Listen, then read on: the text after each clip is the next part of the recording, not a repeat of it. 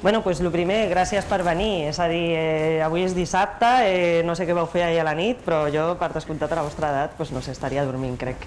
Em perdonareu, però passaré a castellà, perquè bueno, ja m'és complicat parlar en castellà durant aquesta presentació, o sigui que en català ja no m'ho vull ni imaginar. I les slides estan en anglès, ¿vale? Però bueno, aquí som internacionals, no tots? Aleshores, os voy a hablar un poco de lo que va a ir esta presentación. Vamos a hablar de fotónica, ¿no? Porque bueno, me comentaron que las jornadas de este año iban a ir sobre cuántica y yo creo que la fotónica y la cuántica están completamente ligadas. La fotónica es un efecto cuántico, ¿no? Durante la charla os iré explicando un poco más sobre esto. Primero me gustaría saber quiénes sois vosotros, ¿no? ¿Quién es mi audiencia? Entonces, que tenéis sobre 16, 17 años, ¿sí? Primero, segundo de bachillerato, ¿no? ¿Todos sois de ciencias? ¿No hay nadie de letras? ¿No se nos ha colado nadie? Pues ya no sé, ya podrían tener más interés. Bueno, y entonces, de aquí, ¿todos estáis pensando, estáis considerando estudiar una carrera científica? ¿Cuántos lo tienen claro? ¿Podéis levantar la mano? Muy bien. Bueno, hay mucha gente que no levanta la mano, imagino, a ver si durante la charla pues os convenzo, ¿vale? Bien, pues como Jordi me ha presentado, sí, yo estudié aquí química, luego hice también el doctorado aquí. Después de estudiar química hice el doctorado en físicas. Sigue estando relacionado con la química porque iba de biosensores y bueno, cuando trabajas con biosensores fotónicos tú tienes guías de onda, tienes dispositivos que trabajan con luz, pero luego hay que incorporarles pues una biomolécula y al final esa biomolécula se enlaza químicamente con la superficie, así que yo continué haciendo química, pero a la vez también mucha física, caracterización de dispositivos, incluso diseño, fabricación, pues luego hacíamos la química y luego estudiábamos bioaplicaciones. Y después de estar durante 10 años haciendo esto, decidí pasarme a la empresa. Tampoco a la empresa, ¿no? Porque bueno, ahora trabajo en el European Photonic Industry Consortium y en verdad son muchas empresas, somos alrededor de unas 370 empresas líderes que trabajan en fotónica en Europa. Nuestra misión, bueno, ahora mismo la fotónica está creciendo igual que estaba creciendo la electrónica hace 20 años, entonces esperamos un boom. En este sentido se espera un gran crecimiento, mucho mercado para la fotónica. Nuestro objetivo en EPIC es que este mercado, este negocio se quede en Europa, es decir, que no tengamos que ir a comprar dispositivos a China o a los Estados Unidos, sino que vengan ellos a comprarnos a nosotros los productos. Nuestras empresas se dedican tanto a muchas aplicaciones, porque la fotónica está en todas partes, tanto a desarrollar sensores como dispositivos médicos, como lighting, iluminación, y cubren toda la producción, toda la cadena de producción, desde diseño, fabricación. Hay empresas que solo hacen componentes y luego hay empresas que integran esos componentes en productos que son los que luego nosotros ya tenemos en casa. Además, que esta es mi misión en EPIC, EPIC también trabaja en algunos proyectos europeos. No nos gusta tampoco llamarlos proyectos porque en verdad son empresas que Europa está impulsando para conseguir llegar a toda esta producción que se espera en productos fotónicos. Las líneas pilotos se llaman MIRFAB y PIXAP. La primera está dedicada a desarrollar sensores que trabajan en el MIT infrared, luego lo explicaré un poquito más. Y PIXAP se encarga de la producción a gran escala. Bien, pues vamos a pasar a la charla. Intentaré no pasarme de los 45 o 50 minutos. Primero daré una pequeña introducción sobre física cuántica. Yo tampoco sé muchísimo de física cuántica, os voy a explicar todo lo que sé y voy a intentar que sea divertido. No sé si lo vamos a conseguir, pero voy a intentarlo. Luego hablaremos de aplicaciones de la cuántica relacionadas con la fotónica. No puedo hablar de todas las aplicaciones, es imposible. Entonces voy a hablar de las que me gustan más a mí, ¿vale? Pues sobre técnicas de imaging para diagnosticar cáncer, sobre productos que se basan en Photonic Integrated Circuits. También vamos a hablar un poco de fotónica para la medicina, más para terapia. Luego también hablaremos de quantum dots y luego vamos a ver cómo vamos a hacer toda esta producción en el futuro, ¿no? Para el crecimiento, el gran crecimiento que se espera en fotónica. Bien, pues como os decía, esperamos que en breve, en 10 años, empecemos a tener muchos productos basados en fotónica en nuestra vida diaria. Ahora mismo la fotónica ya se ha introducido en los grandes mercados. No sé si alguien en la audiencia tiene un iPhone 10. ¿Alguien en la audiencia tiene un iPhone 10? Espero que no, pues sois muy pequeños. Vale, pues no. Pues en los iPhone 10 ya se ha introducido la fotónica. Se introducen unos pequeños dispositivos que actúan como láseres, ¿vale? Que son los Bistels, y claro, en este momento ya con esta introducción de estos componentes en un producto de mass market, pues ya la gente está más tranquila, ¿no? Porque ya estamos viendo que sí, ¿no? Que el crecimiento ya es exponencial. No solamente sirve para móviles, sino que también encontramos muchos productos que se basan en la fotónica en el campo médico y por supuesto en las telecomunicaciones. No voy a hablar de telecomunicaciones durante esta charla, pero os comento solo una cosa. Ahora mismo la capacidad de Internet está llegando a su límite con la tecnología actual. Cada vez somos más gente y cada vez queremos trabajar más en la nube. No queremos tener todos los datos en nuestro ordenador, sino que queremos, ¿no?, tener siempre los datos accesibles, ¿no?, en la nube, en Internet. Esto exige mucha banda y ahora mismo con la electrónica ya no se puede gestionar más banda ni para más gente. Así que cada vez se está pasando más a la fotónica, se está introduciendo más la fotónica en los transceivers, los receivers, ¿no?, en los data centers y bueno, y esto permite una gran velocidad y va a ser la ciencia del futuro. De hecho ya a casi todos nos llega Internet por fibra, ¿no?, a casa, porque va más rápido y es más efectivo, cost effective, ¿no? También en cuanto a medio ambiente, está claro que hacen falta nuevos sensores. Cada vez estamos viviendo en un mundo que está más contaminado y claro, esto tampoco no va a poder seguir así, o sí va a seguir así, y entonces vamos a ir muy mal. Entonces ahora con estos nuevos sensores basados en fotónica podemos tener un control total de qué empresas están contaminando, qué contaminantes hay, y si luego estamos purificando bien el agua o el aire. Y bueno, y otras aplicaciones como defensa, diagnóstico, también para más relacionadas con el medio ambiente, para controlar la combustión en los coches, o por ejemplo en farmacéutica, para ver si los fármacos que se están produciendo tienen la concentración adecuada del componente activo. Bien, entonces voy a empezar con la introducción de cuántica.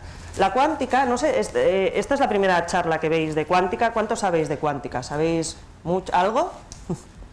¿Un poco? ¿Sí? Vale.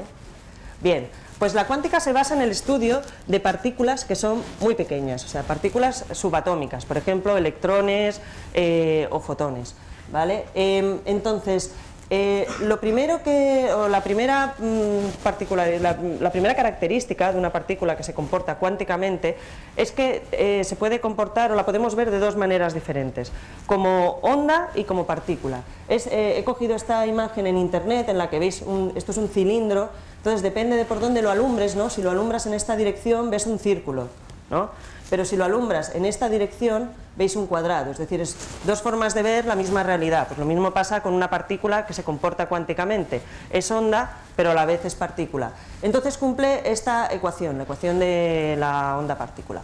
En esta ecuación podéis ver aquí la longitud de onda es lo que caracteriza a una onda, pero aquí también está la masa, ¿vale? Si os fijáis, la masa divide, es decir, cuanto más grande sea la masa, menor es la longitud de onda, y eso es lo que nos pasa a nosotros, que nosotros también somos cuánticos. Lo que pasa es que tenemos mucha masa.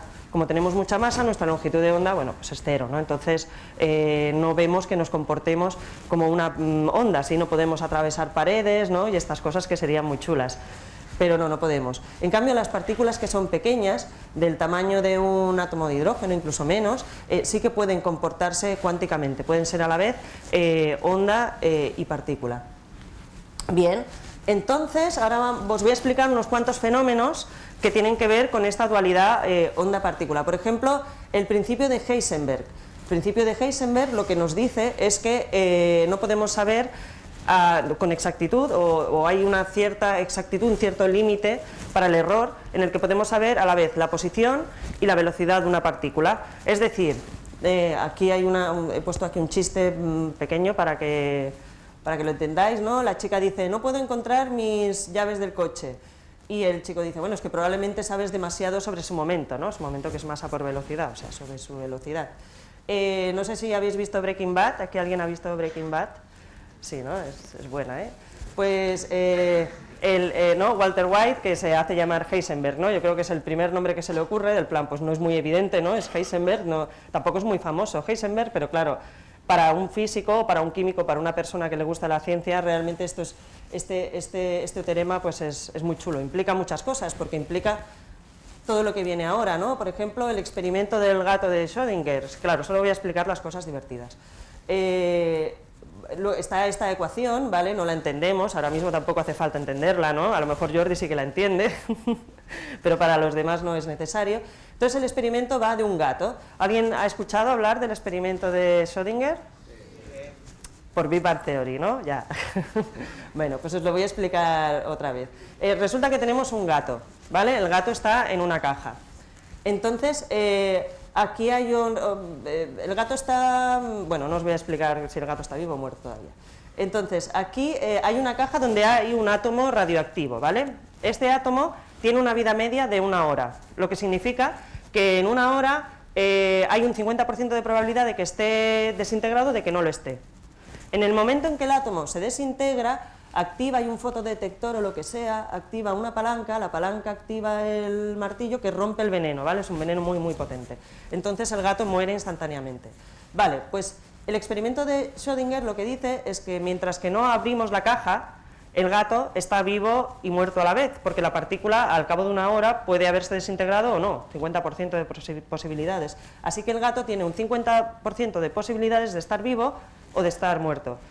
Pero no es que esté vivo o muerto, no, no, es que el gato está en los dos estados a la vez, y es cuando abres la caja, cuando determinas, cuando el estado del gato va a cambiar, a vivo o a muerto, ¿vale? Mientras tanto, está en los dos estados a la vez. Ah, vale, y ahora toca el chiste.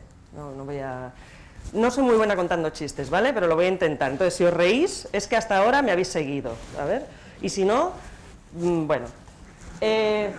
Bien, estos son Heisenberg, Schrödinger y Ohm, ¿vale? Que están en un coche. Heisenberg conduce. Entonces los para la policía, y el policía le dice a Heisenberg, ¿usted sabe a qué velocidad iba? Heisenberg le dice, no, pero sabía exactamente dónde estaba. Entonces el policía le dice, pues usted iba a 150 km por hora. Y el otro dice, vale, ya me he perdido, ¿no? Entonces el policía sospecha un poco y se va a abrir el maletero del coche. Abre el maletero del coche y dice, oigan, que aquí tienen un gato muerto. Y dice Schrödinger, sí, lo acaba de matar usted. Entonces dice, el policía se mosquea, ¿no? Y va a detenerlos, ¿no? Y Ohm se resiste. ¿Sí?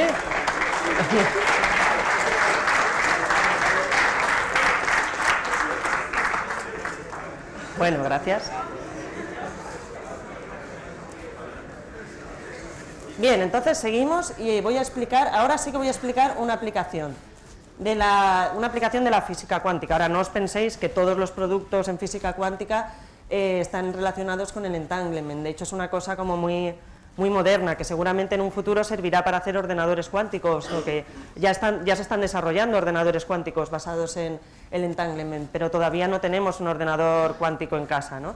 Entonces, ¿qué es el entanglement? Pues resulta que dos partículas que están ligadas, ¿no?, en un estado cuántico, digamos que están comunicándose continuamente, es decir, sabéis que los electrones van a pares, ¿no?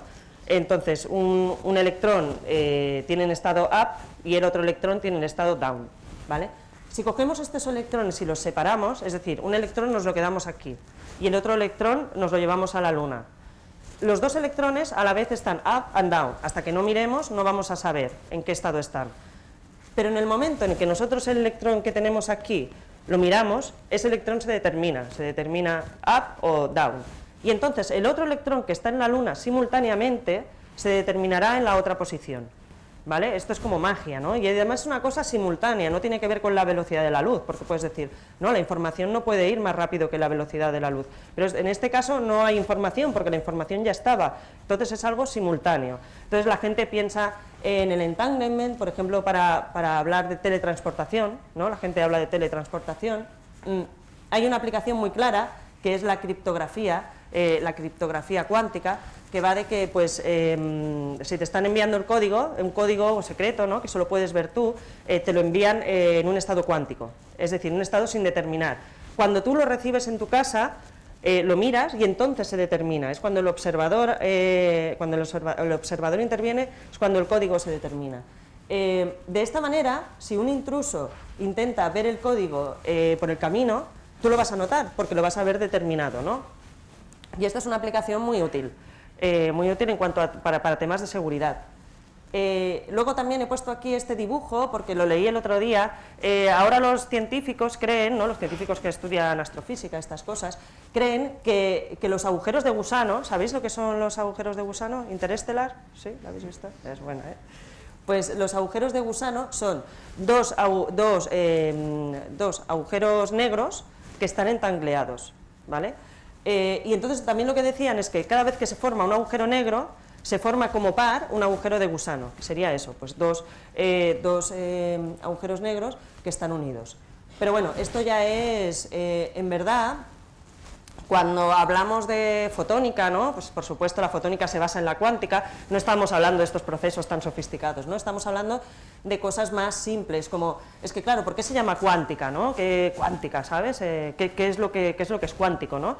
Pues en verdad lo que es cuántico es la energía de estas partículas, es decir, estas partículas no pueden estar en energías, en cualquier energía, ¿no?, sino que las energías están cuantificadas, hay diferentes niveles de excitación del electrón, por ejemplo, de la partícula, y entonces cuando el electrón coge energía se puede ir a uno de estos niveles, pero no se puede ir entre medias, es decir, aquí hay un electrón, por ejemplo, hemos aplicado a este material, hemos aplicado luz, de la longitud de onda que sea, entonces aquí hay un electrón que sube hasta este nivel, de manera que cuando pierda energía, perderá una energía determinada, ¿vale?, por esta longitud y tendrá esta longitud de onda.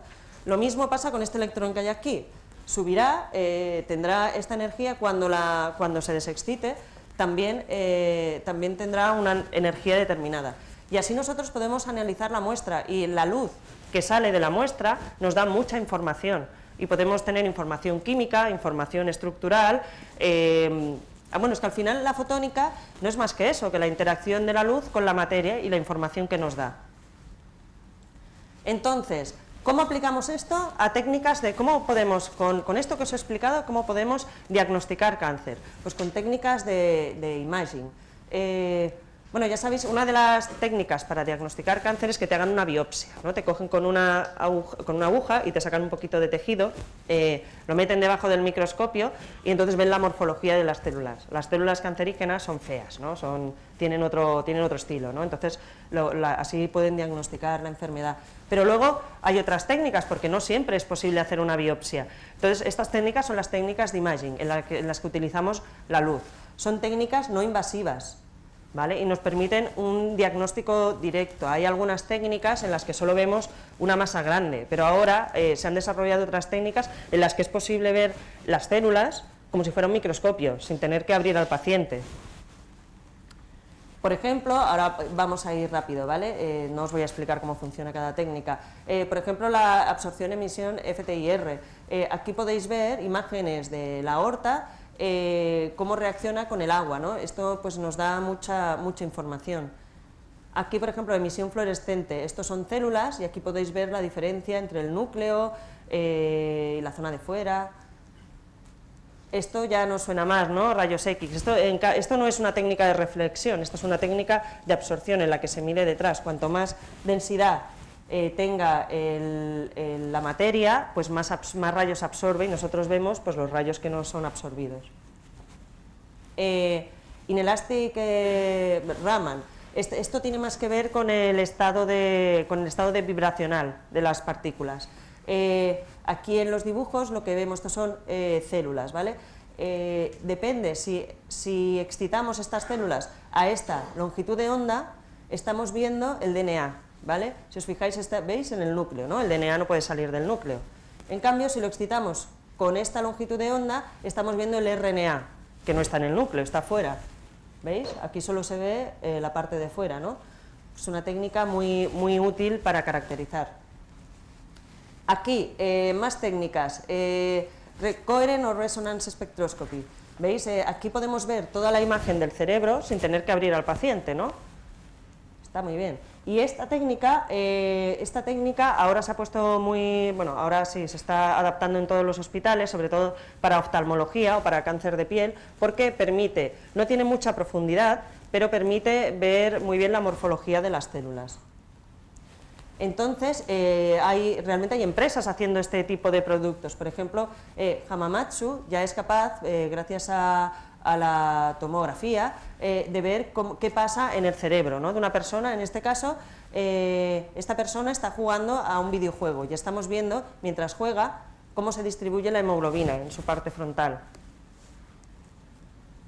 O, por ejemplo, esto también, también es posible tener como pruebas, como proofs, son como unos hilitos que podemos introducir por las venas y podemos ver lo que está pasando en la pared de la vena, ¿sabes? Sin tener que abrir el paciente, ¿no? O abriéndolo mínimamente. Esto es lo mismo. Aquí, ¿veis? Se están analizando un posible cáncer de piel en una mano, sin tener que pinchar. Bueno, estas imágenes no son muy bonitas, pero la técnica realmente sí que lo es. La cuestión es que cuando están haciendo cirugía oncológica, es complicado saber dónde parar de cortar, ¿no? No quieres quitar demasiado tejido porque es malo para el paciente, pero si dejas tejido cancerígeno, esto también es muy, muy malo, ¿no? Entonces, con esta técnica, lo que puedes saber es en cualquier momento si el tejido que vas a quitar es cancerígeno o no. Aquí, esto es un cáncer en la lengua. El punto verde significa que es sano y el punto rojo significa que hay tumor. Los cirujanos lo han sabido mediante esta técnica Raman. Poniendo el dispositivo cerca del tejido, pueden ver si el tejido es cancerígeno o no. Y de esta manera pueden saber si pueden parar de cortar o tienen que cortar más.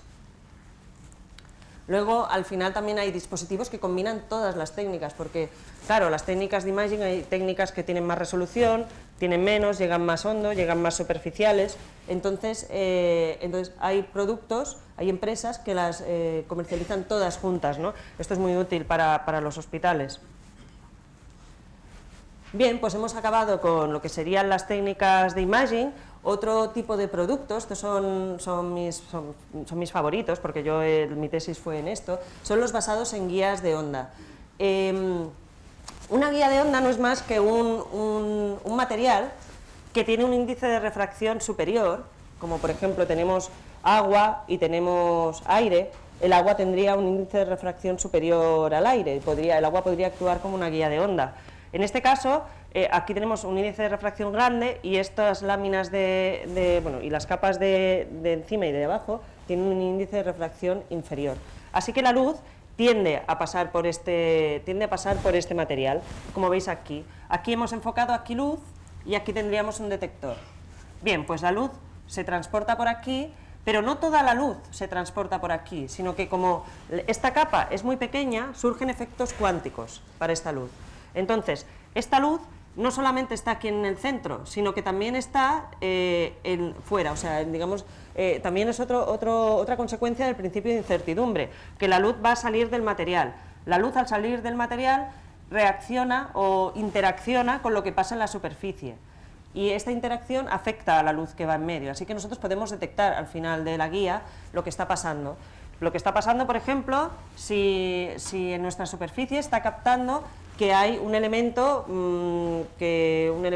pues, en nuestra sangre que indica que tenemos una enfermedad, ¿vale? De esta manera podemos hacer análisis de una forma mucho más efectiva, reduciendo el coste, de una manera mucho más rápida, sin necesidad de ir a un hospital o de que haya grandes experimentos en medio, ¿no? Sin preparación de la muestra. Aquí podéis ver la luz que al pasar por la guía de onda pues tiene esta forma. O también, si esto sería el primer estado, en verdad se dice el primer modo de la luz, pero bueno, podría ser el primer estado cuántico, ¿no? Y aquí, por ejemplo, está en el segundo estado cuántico, por eso vemos dos círculos. Bien, y así nosotros pues podemos hacer biosensores. En un biosensor lo que hacemos es poner en la superficie, por donde va a pasar la luz, ponemos un bioreceptor. Este bioreceptor puede ser un anticuerpo. O sea, imagino que sabéis que los anticuerpos reaccionan específicamente solo con un elemento, bueno, con una biomolécula. Pues esto es lo que hacemos. Poniendo el bioreceptor en la superficie, al pasar la muestra, al pasar el fluido humano, este bioreceptor solo se quedará con lo que queremos detectar. Entonces, si en tu muestra está el target, esta molécula que queremos detectar, lo notaremos al final del sensor. Y si no está, pues es que estás muy sano y no notaremos nada. Y esto pasará, o sea, esta reacción tiene lugar en 30 segundos. En cambio, ahora, el análisis biológico puede tardar horas o incluso días, ¿no? Por eso tú cuando vas a la consulta del médico y te tienen que hacer un análisis de sangre, el análisis de sangre no te lo dan enseguida, ¿no? Tarda a lo mejor, ¿qué tarda? 2 semanas, ¿no? Y a lo mejor estás muy enfermo, ¿eh? Y 2 semanas, pues es mucho, ¿no? Y yo qué sé. Entonces, de esta manera, el análisis puede hacerse en 30 segundos. Bien, y entonces los Photonic Integrated Circuits también tienen otras funciones. Por ejemplo, son capaces de miniaturizar, en fin, no sé ni decirlo en inglés esta palabra. Entonces, todos estos componentes que son grandes, por ejemplo, este componente es como así, ¿no? Todos estos componentes, que son los componentes típicos para la Optical Coherence Tomography, la técnica esta que os decía para oftalmología y que es capaz de ver la morfología de las células, los podemos hacer muy pequeños, pero muy pequeños, o sea, como así, ¿no? De un componente así has pasado a un componente que casi ni ves, ¿no? Y esto es una ventaja. Ahora mismo todas las empresas que están haciendo esta técnica de imaging se están pasando a los Photonic Integrated Circuits. ¿Por qué? Porque es muy barato y puedes miniaturizar el dispositivo, ¿no? Entonces puede tener muchas más aplicaciones que ahora.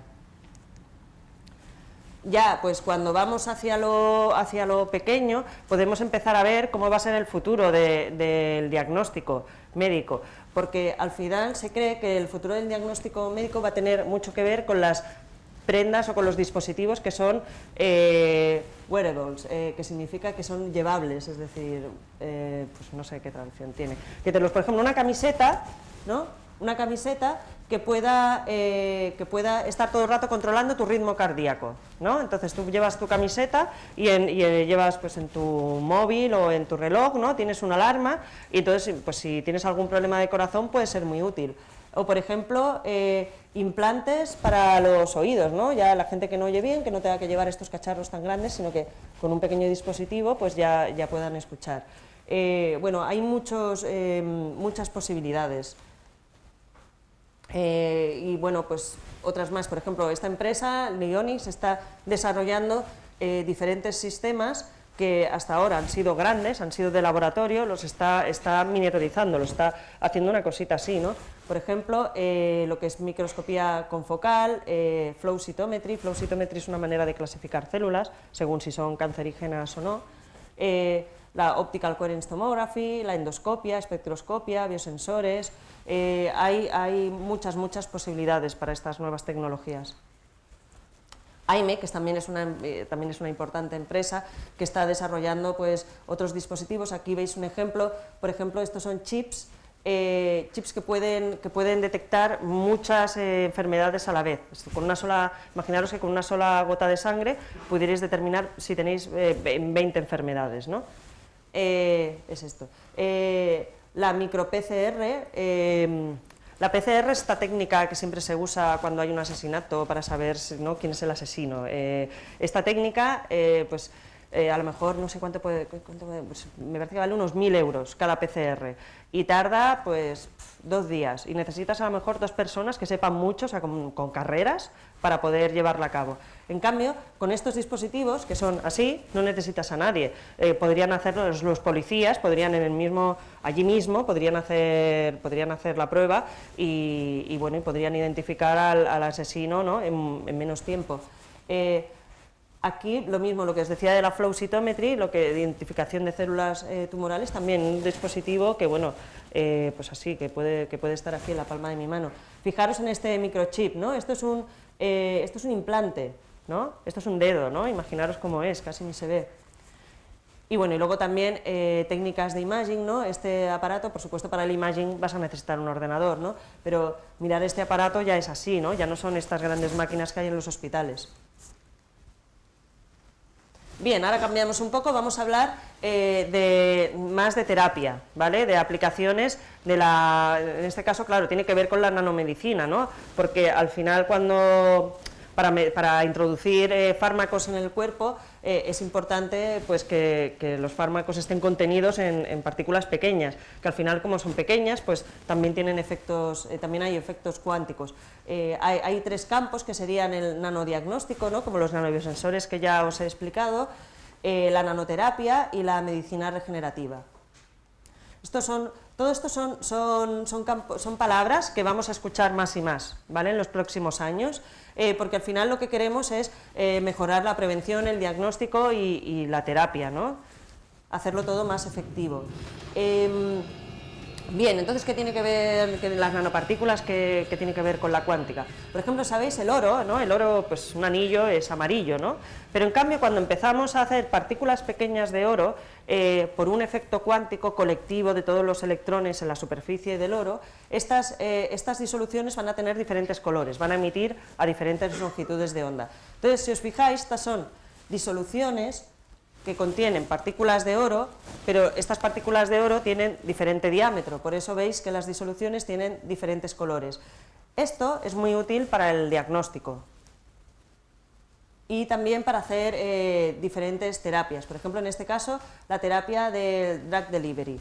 Lo que se intenta conseguir es, en un proceso cancerígeno, sabéis que la quimioterapia consiste en dar un fármaco agresivo al paciente, pero bueno, el fármaco en sí te va a matar, ¿no? O sea, es malo, ¿no? Pero lo que pasa es que las células tumorales tienen un metabolismo acelerado. Entonces van a coger más fármaco, van a coger más veneno que el resto del cuerpo. Así que lo que se intenta es matar al tumor antes de que el fármaco te mate a ti, ¿no? Entonces esto es inefectivo al final, ¿no? Porque estás introduciendo el veneno en todo tu cuerpo. Además, aquí es donde acaba casi todo el fármaco, ¿no? Porque bueno, pues te dan grandes dosis de fármaco, ¿no? Y al final pues no acabas absorbiéndolo todo. Entonces lo que se quiere es poner el fármaco dentro de una partícula, ¿no? Y cierras la partícula. Esta partícula hay que dirigirla, es decir, hay que poner ciertos elementos de reconocimiento en la superficie. Estos elementos de reconocimiento van a ser específicos contra alguna proteína que se exprese en la pared celular de la célula tumoral. Así, estos fármacos se van a acumular en el tejido cancerígeno, ¿vale? Esto es lo que se pretende. Lo que se pretende y se está consiguiendo. Esta es otra aplicación, ¿vale? Estas son las disoluciones de oro que os explicaba antes. Fijaros, los diferentes diámetros de las partículas pues, dan como resultado diferentes colores, ¿veis? Diferentes zonas en el espectro, diferentes longitudes de onda. Estas nanopartículas se conjugan con un anticuerpo que es específico a ciertas proteínas de membrana de las células tumorales. Así, cuando se dan al ratón, en este caso un pobre ratón, ¿no? Al que le han dado las nanopartículas, estas nanopartículas se han acumulado en la zona del tumor, ¿no? Sí, es muy fácil ver, abrir, ¿no? y intentar sacar el tumor. Otro ejemplo. Aquí es lo mismo, fijaros, le han dado las nanopartículas, pues espero que también sea también un ratón. Las partículas se han acumulado en la zona tumoral y ahora la zona tumoral es fluorescente. Hombre, pues esto es útil, ¿no?, para los cirujanos.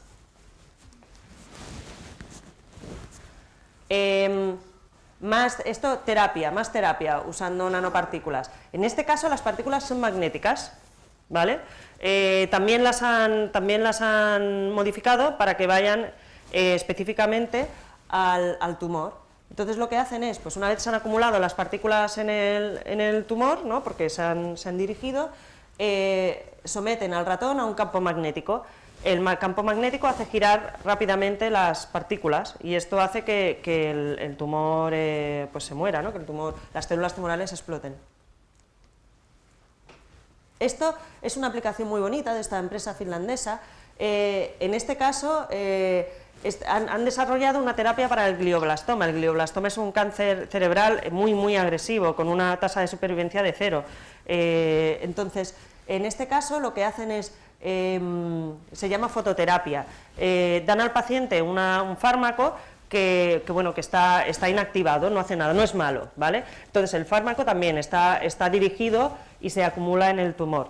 Una vez el fármaco está acumulado en el tumor, lo que hacen es que activan con luz, ¿vale? Activan el fármaco y entonces el fármaco produce una reacción química, ¿vale? Está por aquí, bueno, la reacción química acaba produciendo oxígeno activo y el oxígeno activo pues revienta la célula tumoral, ¿vale? Entonces han conseguido unos resultados muy buenos para tratar el glioblastoma, que vamos a ver, la gente lo que han hecho es casi doblar el tiempo de supervivencia del paciente, ¿no? Lo que es muy positivo. Esta también es una aplicación muy bonita de Hamamatsu. Lo que hacen es, para las trombosis, ¿no? Cuando una arteria se te obstruye, lo que hacen es introducir esta fibra que al final es un láser, ¿vale? El láser emite luz. Entonces, el láser lo que hace es interaccionar con el tapón, ¿no? con el trombo. Lo que hace es como originar burbujas, ¿vale? Origina burbujas de aire porque calienta mucho y el trombo se deshace, ¿vale? Así pues, una técnica para curar. Bueno, al final lo que se ve es que va a haber un gran mercado, es decir, va a haber mucho negocio para los productos basados en fotónica, aplicados a healthcare. Y además estos productos cada vez van a ser más llevables, ¿no? Van a ser, pues eso, los relojes que tal, camisetas que van a controlar tu capacidad cardíaca.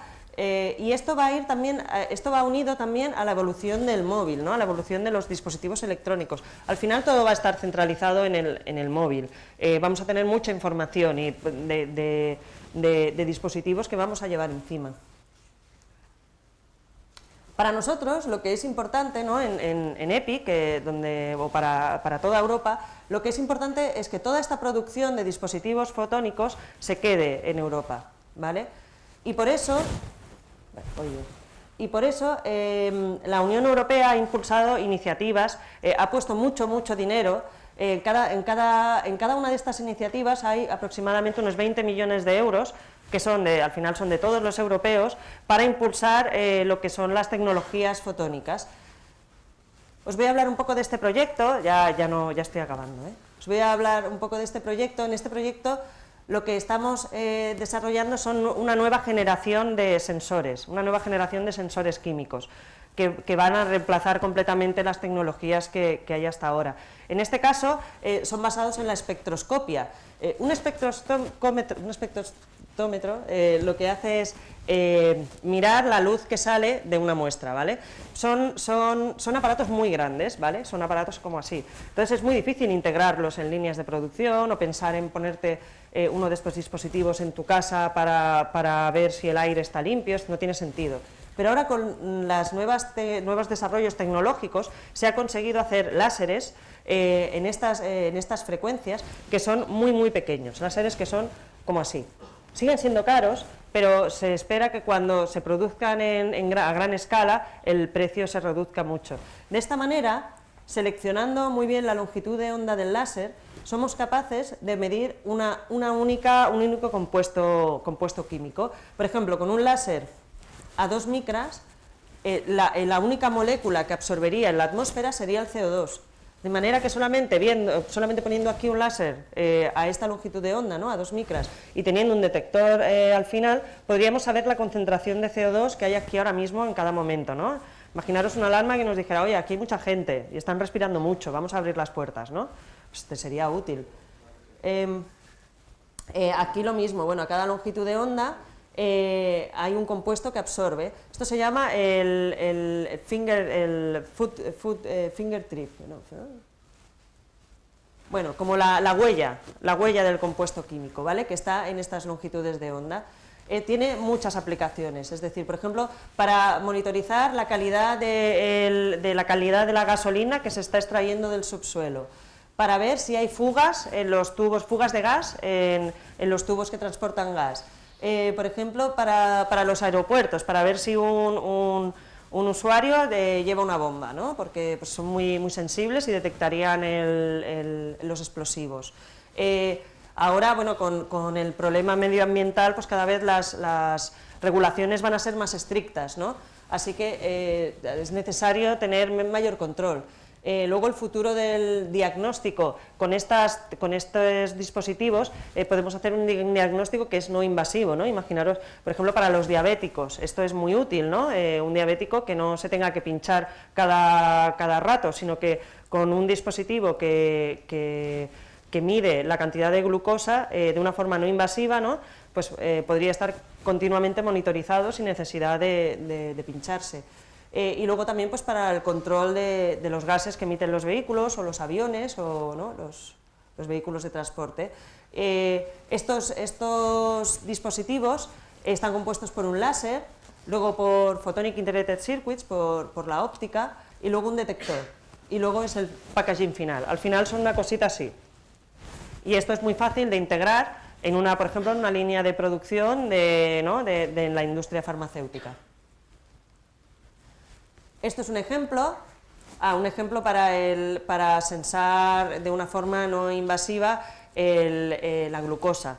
Ahora hay muchas empresas intentando sacar el producto. De hecho, hace años que se espera el producto, que están anunciando que van a sacar unos nuevos sensores con los que no va a hacer falta pincharse, pero por ahora no se ha conseguido. ¿Por qué? Pues porque la concentración de glucosa cerca de la piel es muy variable, ¿vale? Entonces todavía no está claro cómo se va a hacer. Otros ejemplos, por ejemplo, esta empresa es capaz de monitorizar pues la anestesia que está recibiendo el paciente con técnicas de infrarrojos. También se puede monitorizar la cantidad de CO2 que tú estás exhalando, que es indicador de ciertas enfermedades, diagnóstico de los pulmones. Es posible, con el aire que exhalas, es posible saber si tienes cáncer de pulmón o no. Y también el análisis de sangre, pues lo mismo, eso como el de la glucosa, un análisis de sangre sin tener que pinchar al paciente. Más ejemplos, pues también análisis de sangre, endoscopia, pero en este caso sí que hay que introducir la prueba en el paciente, o simplemente imaginaros, ponéis así el brazo y ya os dice rápidamente vuestra concentración de oxígeno, de CO2 en sangre, sin tener que pinchar. Bien, entonces, ahora nuestra preocupación es, bien, ya la fotónica ya se ha introducido en los grandes mercados. Ahora mismo, si hubiera que producir un dispositivo fotónico, hubiera que producir 10 millones de unidades de un dispositivo fotónico, no hay ninguna empresa en el mundo capaz de conseguir esa producción. Por eso en Europa estamos preocupados y estamos desarrollando empresas o intentando impulsar empresas que sean capaces de llegar a esa producción, ¿no? De los 10 millones de unidades. Para esto se encarga PICSAP. PICSAP lo que hace es unir a las 18 empresas más potentes en el campo para que trabajen juntas. Entonces la Unión Europea, porque al final compiten, estas empresas compiten entre ellas, pero la Unión Europea incentiva la colaboración dándoles dinero, ¿no? Y entonces ellas pues trabajan juntas e intentan hacer esta línea piloto, ¿no? En la que vamos a llegar a grandes volúmenes de producción. Para grandes volúmenes de producción lo importante es desarrollar estándares, ¿no? Los estándares, los paquetes estándares, es como pues siempre que alguien quiera un biosensor, pues tendrá una especie de base, ¿no? Que ya está predeterminada y allí tú pones tu dispositivo y tal, y esto lo que hace es reducir mucho el coste. Es lo que ha pasado en electrónica también se tuvo que desarrollar estándares para poder reducir costes y que todos tengamos televisiones en casa y todos tengamos un móvil, ¿no? Eso es gracias a los estándares. En este caso estamos desarrollando un estándar para telecomunicaciones, un estándar para biosensores y luego un estándar para más sensores de fibra, por ejemplo, sensores que determinan si las alas del avión se están doblando mucho o no. Esto es un ejemplo de cómo va a ser el estándar del biosensor, ¿vale? En este caso el microchip iría aquí, es decir, el Photonic Integrated Circuit iría aquí. Estos son los tubos por donde va a ir la muestra, ¿vale? Esto es el láser, ¿vale? El láser que se va a conectar aquí con fibra y aquí se va a poner el detector. Entonces, los biosensores, pues es esto, decimos, pues siempre van a ser así, siempre van a tener esta forma, de esta manera se reducen costes, ¿no? Porque bueno, pues tienes que hacer 10 millones de veces lo mismo, ¿no? Y no cosas diferentes. Esto es lo que se está desarrollando también en Pixar. Vale, y hasta aquí hemos llegado y bueno, pues solo pues decir que los productos basados en óptica cuántica pues van a aumentar su presencia en nuestra vida, o sea, estar preparados y por supuesto se va a necesitar muchos técnicos y muchos científicos para toda la cadena, ¿no? Tanto el diseño, el desarrollo y la producción. Así que bueno, pues espero que muchos de vosotros, los que estabais indecisos, los que no levantasteis la mano, pues quizá ahora estáis un poco más convencidos, ¿no? En dedicaros a una carrera científica técnica. Y nada, ya está, muchas gracias. Si tenéis alguna pregunta.